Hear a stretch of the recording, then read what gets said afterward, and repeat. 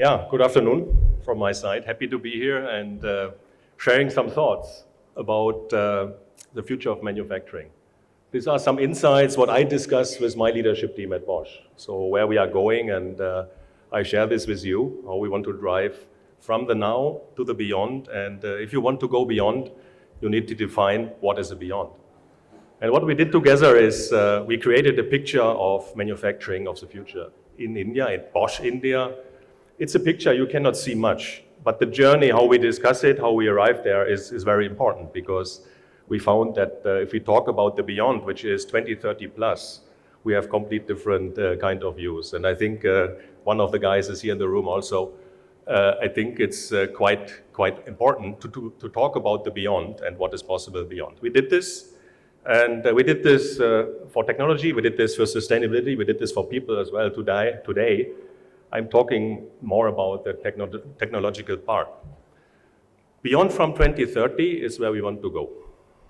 Now is where we are, and we defined here many of these aspects. For time reasons, I cannot go into each of these details. But what I can say is that even in the beyond, for example, industrial 5G connectivity, we are already running some pilots. I come to this just to explore what are the chances, what are the possibilities for the beyond, and we have to understand this today. And some of the aspects from the now to the next, I want to discuss with you, and some glimpses of the beyond also I have brought with me. From now to next, this is how we have put it into the it's a value chain strategy. As you rightly said, we need to think end to end. Now, there was a manufacturing strategy earlier, but from this year, we went into operations because you need to think end to end. And we want to make India a globally preferred value chain partner. This is, you cannot read it, but you can see the logo on the left. This is a slogan we are having, and this is where we want to go. How to get there? So we have the we, the perform, the transform, and the base for success. Base is what you need to do, no doubt. Zero defects, zero accident, sustainability. As you might know, we are carbon neutral already by 2020. But we need to bring more quality measures in. So this is a base for success. The we means we as leaders and the full leadership team and the people in our company. How do we need to lead, behave, and change our attitudes in order to make performance and transformation, which is mentioned here, possible. Today, I want to highlight on 3 topics. You can see the right boxes here. It's about passion. It's about passion to perform. Be passionate about technology, passionate about digitization. It's about BPS as a base, where everything starts. Lean manufacturing, we are by far not through. We are just at the beginning. And without that, digitization makes no sense at all. And digitization itself is a connected value chain as we speak. It starts all with BPS as a base. So it is a clear focus on business requirements. This will never change. So we need to deliver towards customer value. We need to deliver towards our internal business the best cost of manufacturing. This is the task we are having. Connected industry is a speed and performance booster. So if you have understood lean, you can boost with connected and become much more faster, much more transparent, and much more to excellence levels of performance. Of course, competencies need to build. Roles will change, thinking need to change. And if you ask me, this is the biggest challenge. And last but not least, to become a data-driven improvement organization at the end needs different thinkings. I come to this later on. What is the base of all thinking? We have defined the Bosch production system since 2002. It's much more complex than this slide. There are many elements, many principles, and so on. For me, it's quite easy. And I request all my leaders to understand this in detail. It's about tact, flow, and rhythm. Tact means we look into manufacturing parts.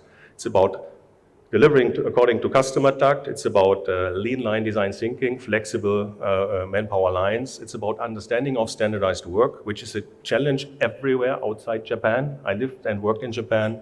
I can tell you, never I have achieved that level like I've seen in Japan. And being very fast and clear on deviations management. It means bringing a line always into the right standard condition. Flow means bringing all your lines in a clear flow.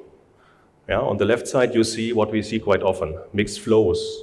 If you connect your machines one by one, you generate improvement machines. This is what I say, improvable systems. So bring yourself under stress in a clear line. You always find a bottleneck, you always find something to optimize, and the more you go in line, the closer you come to one piece flow and the closer you come to best serve to the customer.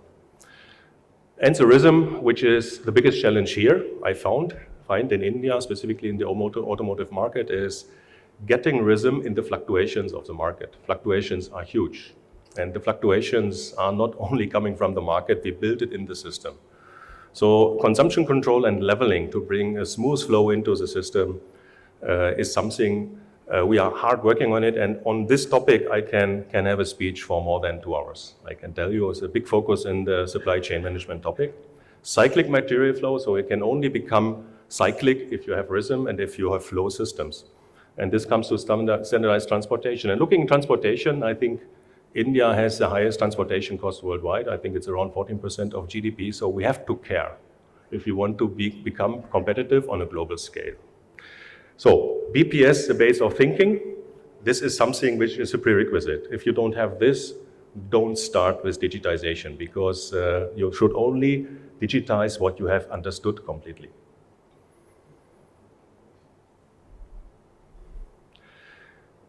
But coming to connected, and for sure, I see connected industry as a big chance. So we have to do both, manufacturing system, deep understanding, and digitize in an understandable manner.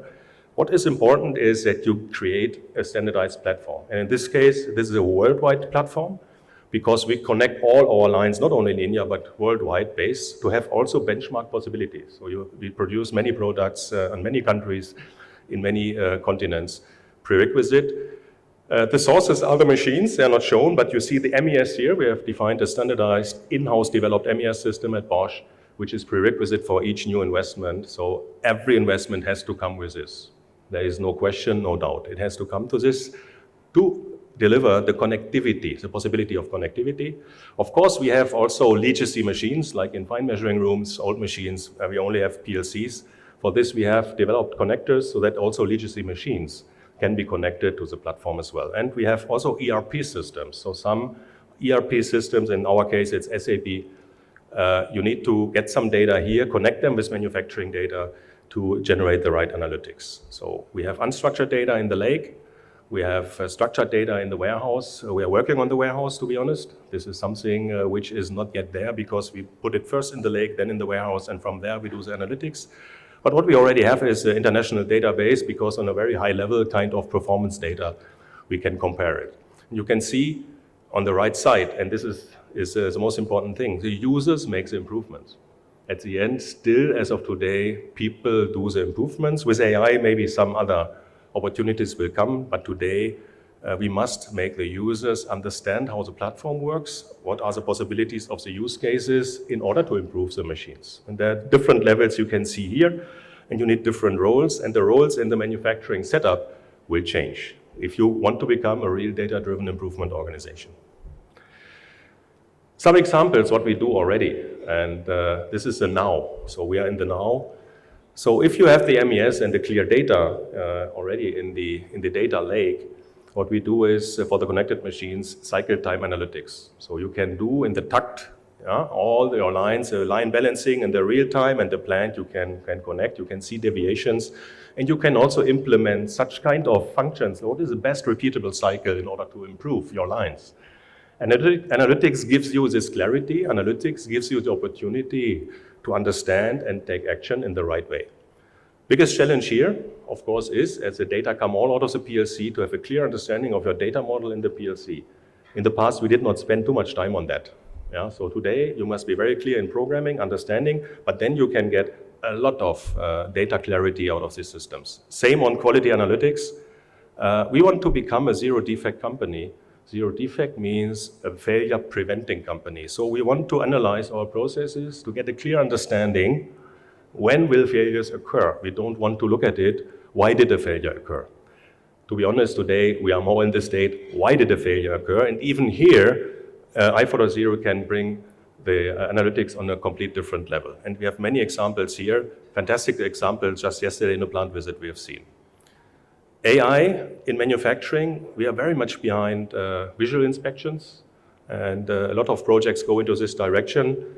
Also this you need for a zero defect approach. We are having in our 16 factories more than 600, 100% visual inspection stations. And we know there's a slip through of 10%. It's human error. And the AI today can eliminate most of these human errors. That's one. Second, of course, it's productivity increase if you can automate.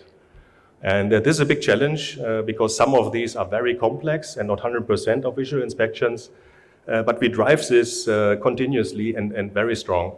I believe zero defect company only possible if you go for artificial intelligence in visual inspections. And we have defined several approaches here, several solutions here, which we do at Bosch, standards as well as customized ones, because standard does not fit everything.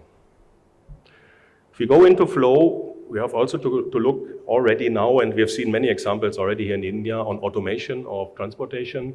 So the topic of AGV transportation comes up, and when I came here, there was a mindset that it's all too expensive. Yeah, we have not the salary levels to do it. Now we found it's possible. It's even very economic to do it, and we learn as we go along, and for sure this will be the future. Because you can completely make flexible deliveries here. We are developing internal intralogistics execution system, which focuses exactly on this, how to steer all these AGVs in a factory. And if it's not coming today, it will come tomorrow, for sure. And we need to get ready today with proof of concept, get ready for this. And you can see that if you go into Chinese Bosch plants or into Asia-Pacific Bosch plants, you see that everywhere. So we need to get ready to compete. Digital logistics plannings as well. So of course, we need to go for advanced planning and ordering, getting more efficiency here. And we have now systems in place where our logistic planners gets more transparency in doing this. And also on the right side, it's a Travis, it's a connected logistics where we can connect all our goods which are in the full end-to-end supply chain from supplier to the customer. We know exactly where the goods are, where they should expect it to be, so that we can see deviations, and with a digital control tower, we can react if something goes wrong in the full supply chain. Rhythm, as I mentioned, leveling is a big topic. We have solutions developed to automate leveling here so that we get a digitized leveling board and get this leveling efforts around this automized, including doing all the leveling patterns every 2 weeks. It's completely paperless. And we can also track the performance and the deviations on missed patterns on that. We have in one plant 100% rolled out. In the small plants, this goes fast. In the bigger plants, we are about to roll it out as well. What we do also, if you have this, you need a solution to automate and track much better your inbound, outbound logistics in the plants. So we have an in-track solution here also, including the full scheduling of trucks when they leave, when they're going. And if you have a leveled kind of manufacturing, you can also level your transportation towards the customer. So this comes with a big advantage. You can save square meters in your inbound and outbound logistics as well, if this all runs in a very rhythmic kind of way. And we have implemented the digital control tower as mentioned. So all the data points in the supply chain end to end, we want to control. The Travis system I spoke earlier provides us also data between customer and our factories so that we can also optimize constantly here our external transportation. So these are some examples of digitization which we are already doing. These are the performance boosters. Of course, we are now about to roll it out into all of our plants in the next 2 to 3 years. If you look beyond, where we are having POCs already, 3D printing, okay, this is not rocket science, we do it, but we need to do it for serious manufacturing. We need to do it. We have a lot of old products in the market like A pumps, V pumps, where we have variants of 1,300 part numbers to the customers. And in the aftermarket, all these variants will survive. So with die casting or gravity casting, you cannot survive in the aftermarket.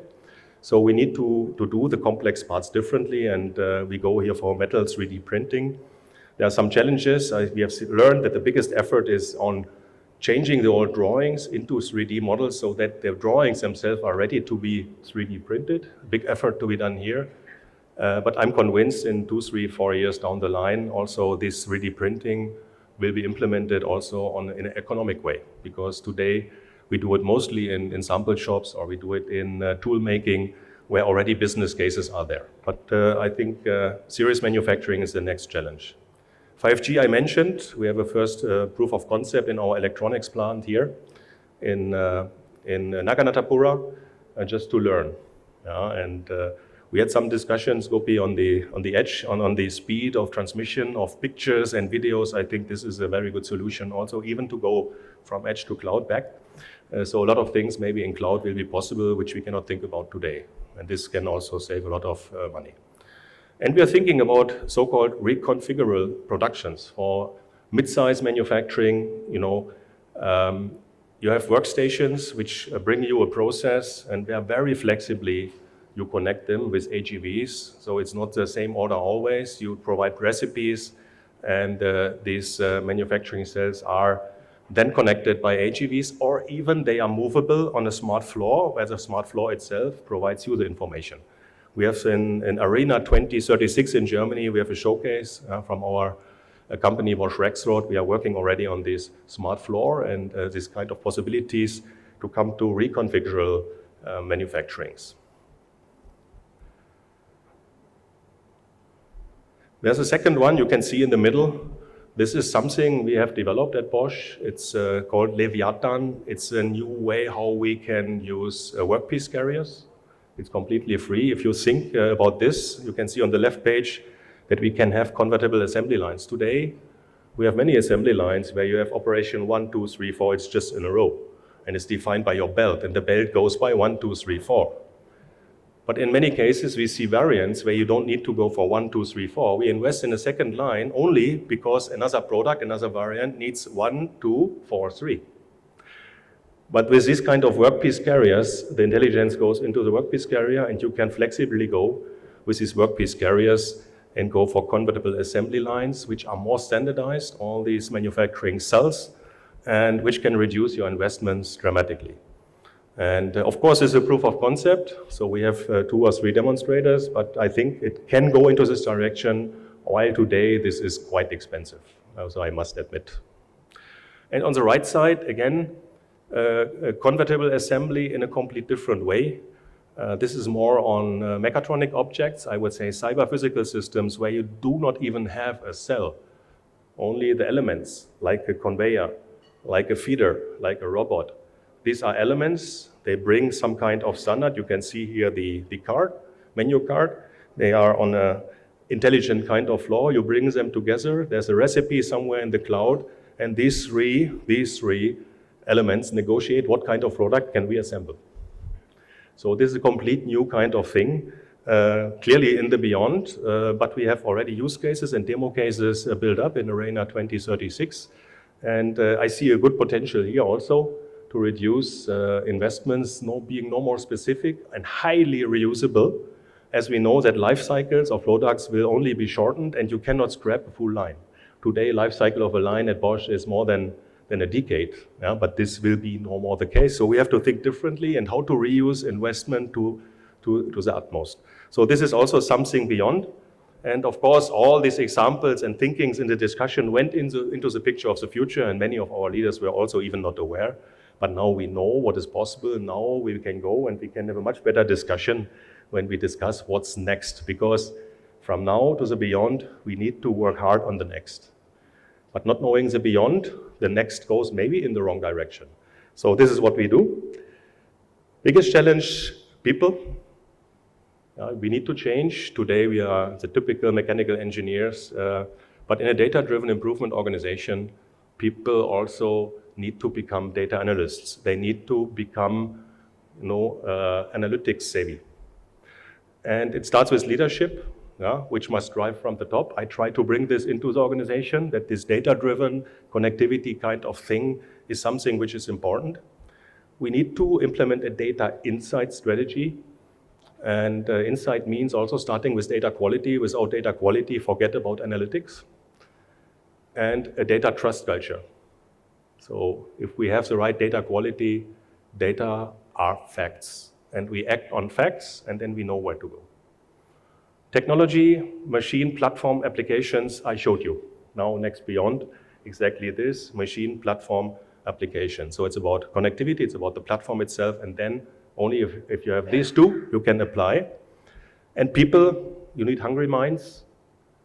Also, the career of future manufacturing engineers is being a good engineer, mechanical, and being a good engineer on data. This is the future, and our talent management goes into this direction. Digital upskilling required for those who are there. So we make it very clear who wants to stay and survive in the organization must do it.